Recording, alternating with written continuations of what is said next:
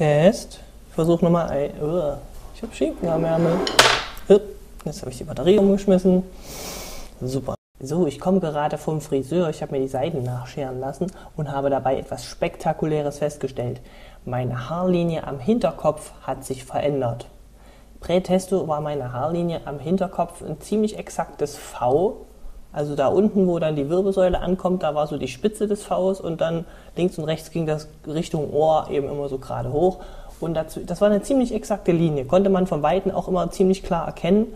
Und dazwischen hier, also so am seitlichen Nacken, habe ich zwar immer Haare gespürt, aber das war so ein Pfirsichflaum, also wirklich ganz weich und ganz hell und im Prinzip unsichtbar. Und vorhin habe ich in den Spiegel geschaut und habe gesehen, dass das nicht mehr unsichtbar ist, sondern sehr wohl sichtbar und dass jetzt hier so seitlich an der und an der Seite eben jetzt hier so zwei Stränge runterwachsen. Ich würde es jetzt gern zeigen, aber unglücklicherweise komme ich halt gerade von dem Ort, wo das nachgeschnitten wird und es deswegen jetzt gerade wieder nicht sichtbar ist, aber ich werde demnächst mal ein Foto davon machen, damit man das sehen kann. Ist manchmal ein bisschen ironisch. Ja? Meine Haarlinie hier oben, die wandert immer weiter nach hinten und ich kriege immer mehr Geheimratsecken und hier unten kommt sie auf einmal mir entgegen oder wächst nach unten. Ja, Kinders, ne? Ich sag, solange ihr euch einig werdet, wer wohin wächst und ihr euch nicht ins Gehege kommt, soll es mir gleich sein. So, der 10. Monat ist ja mittlerweile zum Greifen nahe. Die letzten Tage hatte ich aus irgendwelchen Gründen nochmal extrem starken Kehlkopfschmerz. Also wirklich über Tage hinweg, den ganzen Tag konstant, wirklich ein starkes Druckgefühl und Schmerzgefühl, also wirklich punktuell vorn am Kehlkopf. Und es hat auch beim Schlucken wieder wehgetan. Es hat mich komischerweise erinnert an Anfang dieses Jahres, wo ich krank geworden bin und wo ich zumindest dachte, dass ich eine Kehlkopfentzündung hatte. Mittlerweile bin ich mir gar nicht mehr so sicher, ob das nur die Entzündung war, die dafür gesorgt hat, dass das so Schweineweh getan hat. Ich weiß es nicht genau, was da jetzt gerade passiert ist. Es sieht irgendwie noch so ähnlich oder genauso aus wie vorher. Ich hoffe ja immer, wenn sowas passiert, dass sich das dann auch irgendwie optisch oder akustisch in der Stimme oder an meinem Hals niederschlägt, aber so richtig sehen kann ich jetzt noch keinen Unterschied. Schade. Ja, ansonsten kann ich gar nichts mehr erzählen, was ich nicht schon mindestens 2-3 Mal gesagt habe. Es kommt jetzt einfach nur noch mehr vom Gleichen. Meine Barthaare, also die paar Fusselchen hier vorne am Kinn, die trimme ich mittlerweile nur noch und rasiere sie nicht einmal die Woche ab, damit ich einfach hier ein bisschen was zum Kraulen habe. Aber es sind einfach Fusselchen, blond, aber man kann sie zumindest spüren, das ist ganz lustig. Und ja, sie gehen ein bisschen, aber hier ist es schon nicht mehr spürbar. Also es ist wirklich noch sehr samtiger Flaum und sehr rar gesät.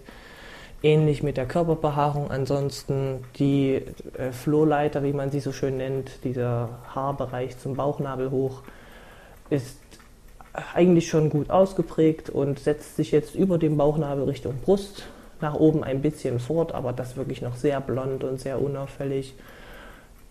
Ja, da kann man gar nicht so richtig was beschreiben.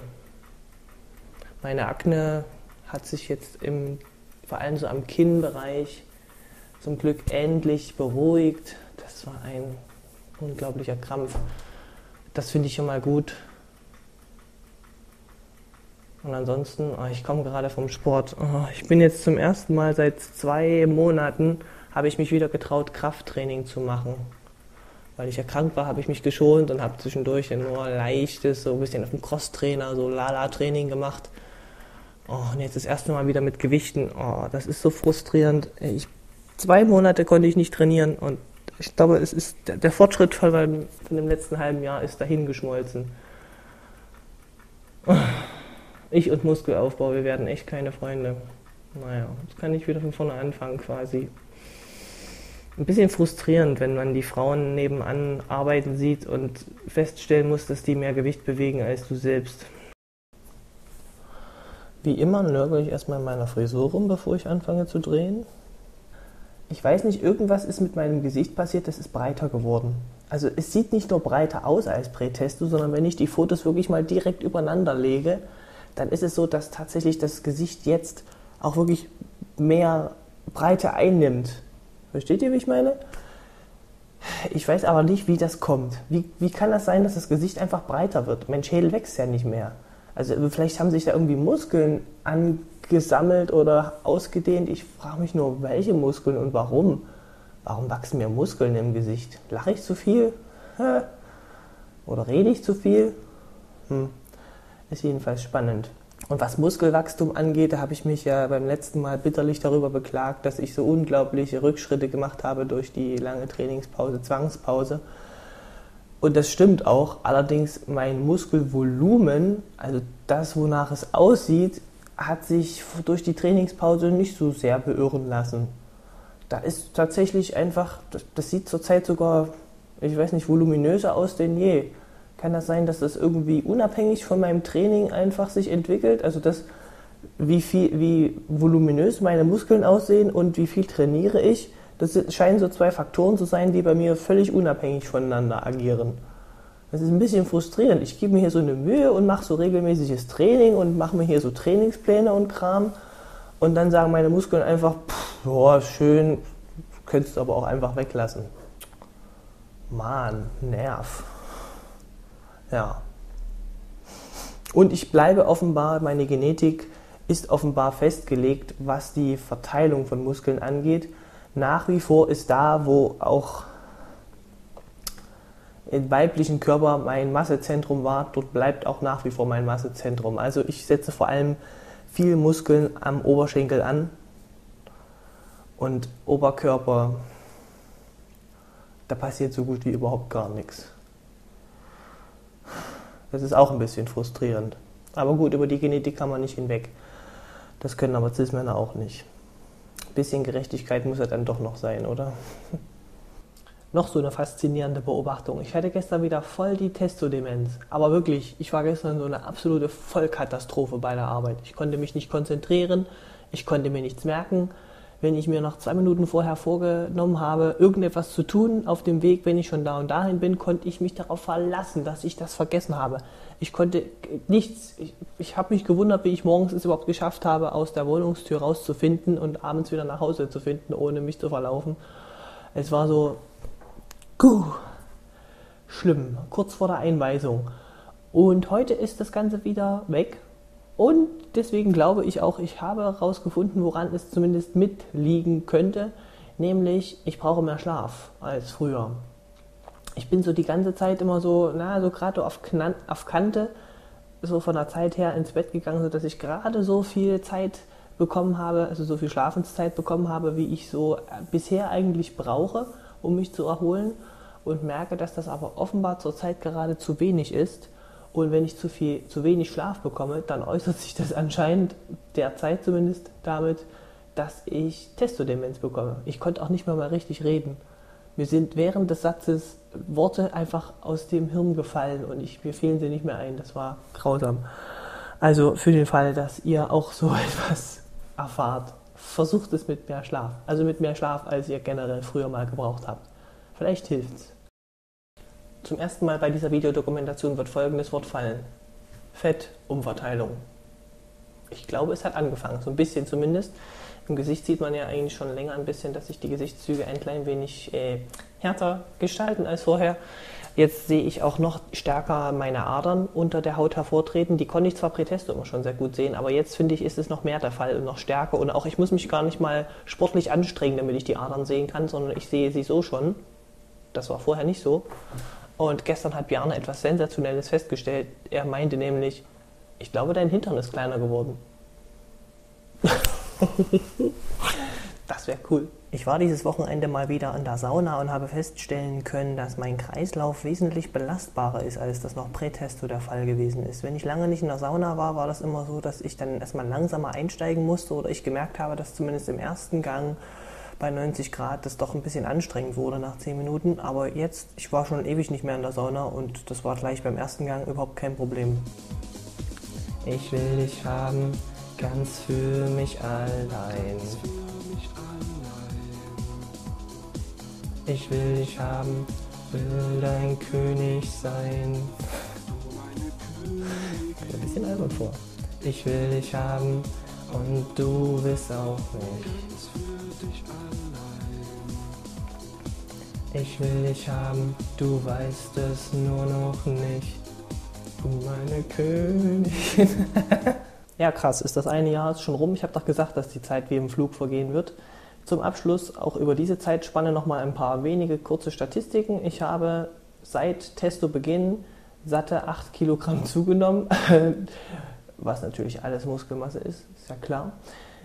Ich habe meine Hemdgröße ist um eine Größe größer geworden und wenn ich jetzt nochmal Größe sage, dann kriege ich einen Knoten im Gehirn. Also meine Hemdgröße ist von S auf Größe M angewachsen.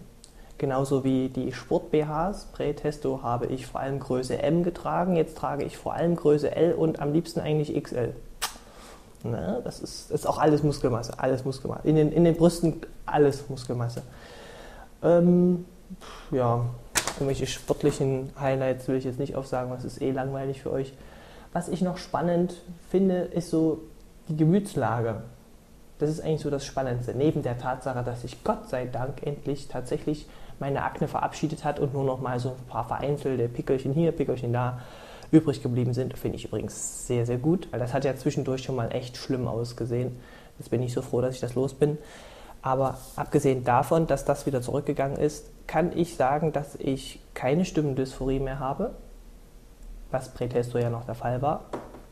Blöderweise jetzt, wo es sich wieder langsam dem Frühling nähert, kommt so die Körper-Hüft-Dysphorie wieder etwas stärker zurück. Das war im Winter immer etwas weniger, weil, naja, da trägt man mehr so Schichtenkleidung, hat eine dicke, fette Kuscheljacke an.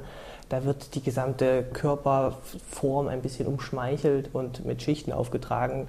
Jetzt, wenn die Schichten wieder weniger werden, kommt meine volle Hüfte und Körperform in ihrer ganzen Weiblichkeit voll zum Vorschein. Das ist schicki, ist das, und macht mir natürlich ein bisschen zu schaffen, aber ja, okay. Die Fettverteilung scheint ja schon ein bisschen eingesetzt zu haben.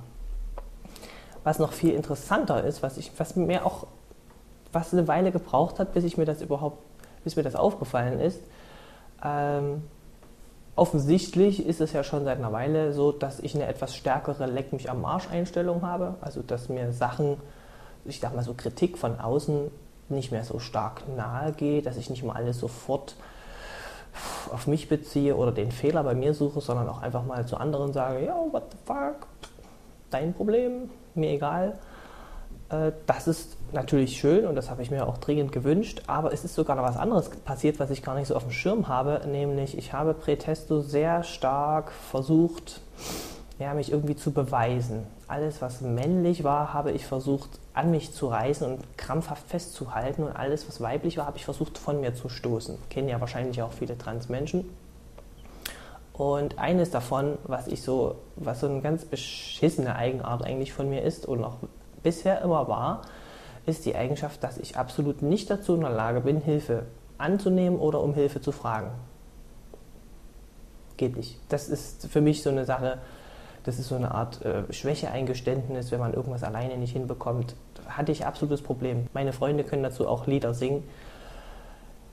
Ich um Hilfe fragen, das geht nicht. Und jetzt erst vor kurzem habe ich mich bei einem Gedanken erwischt, dass ich doch mal wieder mit meinem Kumpel mich treffen möchte und mal über diese eine Sache sprechen will, weil ich da seinen Rat brauche und weil ich mal mehr seine Meinung anhören möchte, weil ich selbst nicht genau weiß, wie ich es einschätzen soll, diese Situation.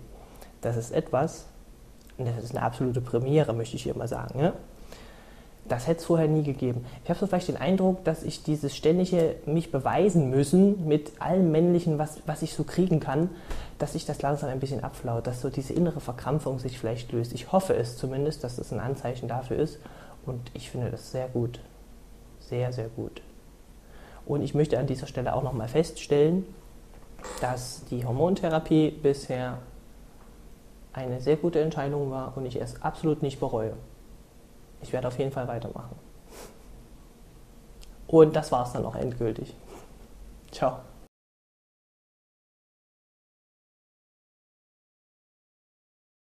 Herrchen spricht. Jetzt sieht es aber beschissen aus hier. Komm hier. Also entweder Volumen oder wir lassen es ganz bleiben. Wir lassen es ganz bleiben. Ist als pretty. Yo, ey, you, Chico.